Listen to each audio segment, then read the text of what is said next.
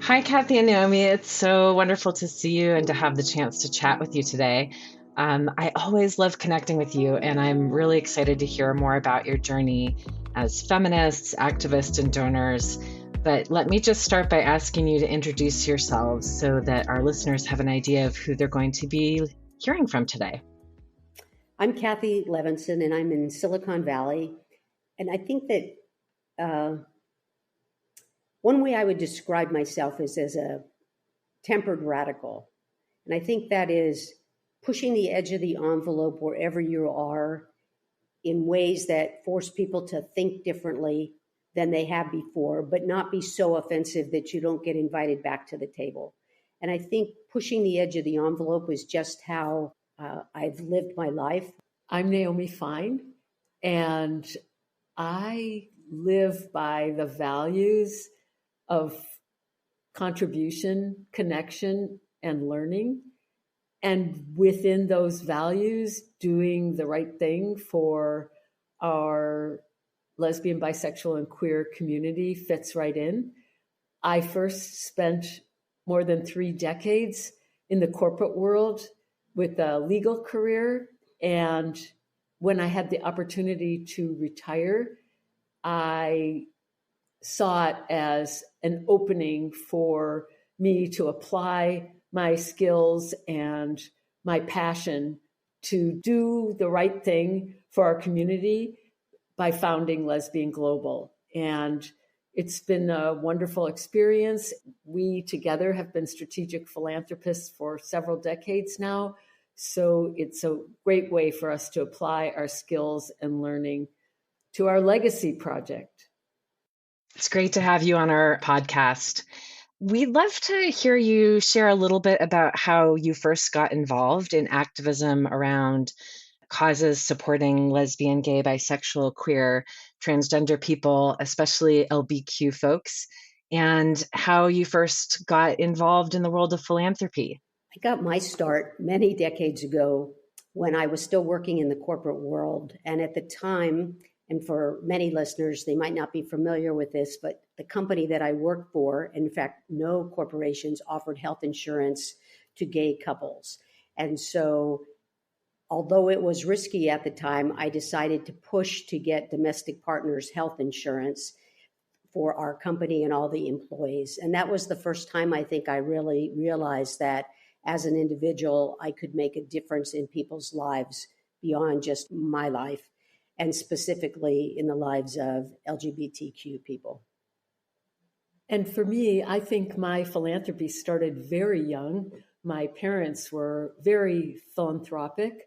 I grew up in a fairly conservative Jewish household, and tzedakah, which is giving, and the concept of being very generous in our giving was really very much a part of our everyday life. I remember before I was 10 years old going on a hunger march, and I believe that we marched for 10 miles together. I think I got carried for some of it, but the whole idea that we who have a responsibility to give to those who don't have was ingrained in me at a very early stage of my life.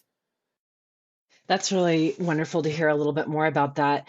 And I'm curious, what is it about supporting the queer community and lesbian and queer women in particular that feels so important and meaningful to you? Well, living as an out lesbian for so many decades and seeing the discrimination against women and then against gay people, it seems so important to speak up and be heard and be visible. And I know when I've been in women's spaces, lesbians aren't really specifically talked about. And when I'm in gay spaces, lesbians aren't talked about. It's much more about gay men. And so bringing visibility to this, me as an individual and my population as lesbians, just was so important to be seen and to have our voices heard. What about you, Naomi? How is being involved in supporting lesbian, bisexual, and queer women become important to you in your life? I think I've always recognized that as someone who can give to those who aren't able to really speak for themselves, it's always been a very important value in my life. And as somebody who came out as a lesbian, and by the way, I'm very cognizant that there are a lot of women who love women who don't identify as lesbian. They may identify as bisexual or queer, or just somebody who loves another person of the same sex. But for me, I came out in law school, and that was several decades ago. And I realized that there was such a stigma to being a lesbian. And so here I was studying law to try to help others and speak out for those who had been discriminated against. And what I learned is that there were some who were so afraid to speak out because they would lose their job, they would lose their ability to have a safe place in their homes or with their families, that I saw from the very beginning of my coming out that there was a way in which, as a woman, and so someone who is very much affected by patriarchy, and as somebody who identifies as a lesbian, so somebody who is very much discriminated against, especially at the time that I came out, there's that intersection between living where there's so much homophobia and there's so much patriarchy that I knew there was a place where I could make a difference by speaking up and speaking out as a lesbian who hopefully could speak up for those who couldn't speak up for themselves. That's amazing. And I know that you both have been trailblazers and certainly role models for me and others for a long time. And you've been involved in a lot of different causes over the years. I'm just curious, how did you start getting interested in the idea of supporting and getting involved with global issues and global causes? And why did that become important to you? In the early stages of our philanthropy, we were very much domestically centered and focused on the United States. And what we realized is that so many other people were focused on the United States too. And many of our colleagues, friends, and fellow philanthropists weren't looking internationally. And we learned that so little money goes from the United States outside the United States. And then once you go internationally, even less money goes to LGBT groups. And further, even less money goes to LBQ women. And we realized that a little money can go a long way, a much longer way than it can when it's given in the United States. It's also more difficult to give internationally, which is why I think many people don't. And so once we understood that giving internationally was important, then being able to partner with people who have those connections internationally made a huge difference for us. And then what we wanted to do is bring other people into that circle to say, you too can give internationally, and a little money can make a huge difference in the lives of LBQ women around the world. Yeah, I wanted to first of all confess that I think we're both type A personalities. So for us, making the biggest impact and being really strategic about how we do that has been important from the beginning. And so, as Kathy said, where we can make the biggest impact and really lift all boats, because to the extent that we can uplift our LBQ sisters, our lesbian, bisexual, and queer sisters globally, it is going to help everywhere, including back home here in the US. So I think there's a way in which people who, and this is where I feel so optimistic and positive about our work, people who think, oh, they only have $10 to contribute or maybe 10 hours a month to contribute, they can make such a big difference in people's lives to the extent that they focus some of their attention globally.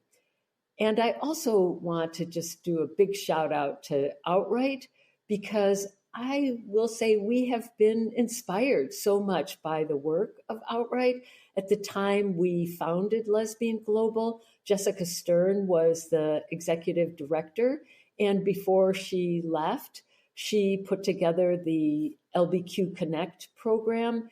It really showed us that there is a path to helping LBQ women specifically that doesn't in any way take away from the very important work that's being done for our LGBTQI spectrum brothers and sisters.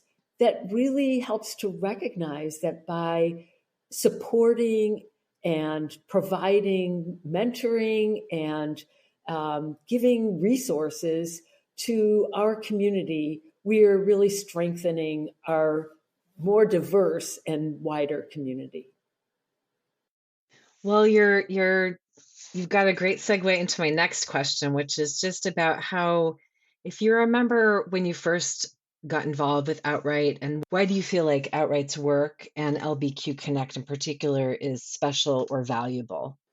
What was so important to us is to be able to give specifically and intentionally to LBQ-led and benefiting organizations.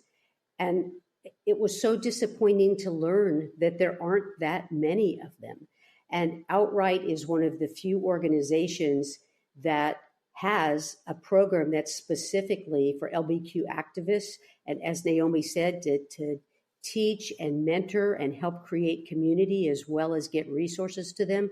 And so for us and for members of Lesbian Global, as we look to strengthen LBQ women around the world, LBQ Connect just fits right into our sweet spot. Well, I can't tell you how much we appreciate your partnership and support. And I would love for our listeners to hear a little bit more about what you're doing with Lesbian Global. What is it? Who are you? And what kinds of things are you hoping to achieve with this mechanism and community for giving?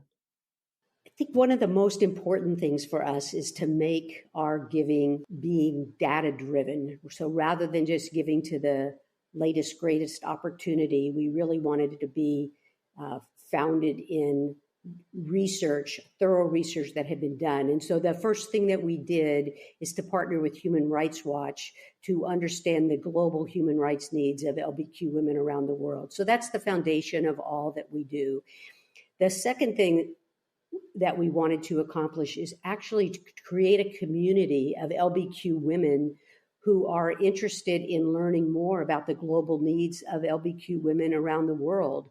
So rather than just Naomi and I giving in the privacy of our own home, what we wanted to do is create a community of other like-minded women who wanted to learn from and with each other about the opportunities. And the third thing we wanted to do is to be able to share the information about the research with so many other organizations that now donate internationally, but not to LBQ women. And we wanted to make this report available to as many people as we can. So we're both growing the LBQ community of philanthropists, and we're also reaching broadly to share the report and the research so that other organizations will do what Outright's already done and have an LBQ specific focus. Human Rights Watch has already done that. Outright has already done that. And we're hoping that more and more organizations follow suit. That's so important. And it makes me think, with all of the work that you've done through Lesbian Global and other causes that you've been involved in, if there are any lessons that you could share about your journey or from your journey as donors who are really focused on feminist and LBQ issues and causes. And so any lessons and also any stories of impact or progress you've been a part of supporting that you're particularly excited about. I think for me, one of the big lessons in founding Lesbian Global is one person can make a very big difference. And there are a lot of people right now who are just so busy or feel so stretched with their time and with their resources. And there is something so inspiring about learning with other LBQ women about what needs to be done and what can be done. And by doing this work, and for some, there's no room for more work. So doing this passion project with what little we have actually can be very inspiring and very motivating and very uplifting. And I know there's a lot of science that suggests that when we give, we benefit even more than the person we give to. I think Lesbian Global is a very good example of how that happens. I love that. Well, I think it would be great to end on a hopeful note, and I would love to hear what gives you hope today as activists and donors and engaged citizens in the world. What is something that gives you hope? There are so many things that give me hope, but I'll say one thing that probably seems very small, but when we get a new member at Lesbian Global and they've never seen themselves as a philanthropist, they've never donated before, they don't really even know how to approach it, and they feel part of our community and they are inspired to contribute and give more, whether it's their time or their talent or their treasure.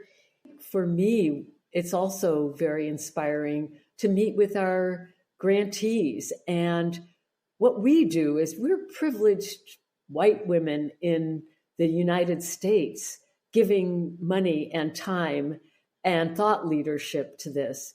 But we know of many women around the world who are risking their lives to stand up and help their community of lesbian, bi, and queer women to just live better lives. And they are the real sheroes. They are the real courageous ones.